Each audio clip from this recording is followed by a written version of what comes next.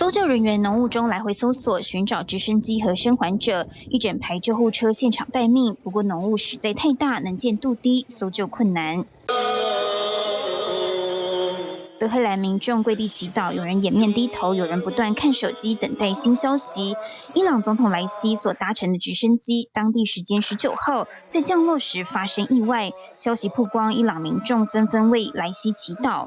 جمهوری اسلامی شخصیت‌های خیلی بزرگی هم قبلا از دست داده. ما خب قطعا دعا می‌کنیم که این اتفاق نیفته. آقای رئیسی باشن و بمونن ان شاءالله صحیح و سالم پیدا بشن. ولی خب نکته‌ای که از جمهوری اسلامی قطعا متزلزل نمیشه با اتفاقهای این چینی و با از دست دادن شخصیت‌های در رأس حاکمیت. 伊朗电视台取消常规节目，曝光这段不到20秒的影片，是莱西发生意外前最后身影。یک راه بسیار خوب امنی رو برای ترانزیت کالا، برای عبور مسافر و برای در واقع عبور گردشگران در اینجا کاملا فراهم بکنه。边境视察大坝工程疑似回程时发生意外，目前搜救工作还在进行中，莱西依旧生死未卜。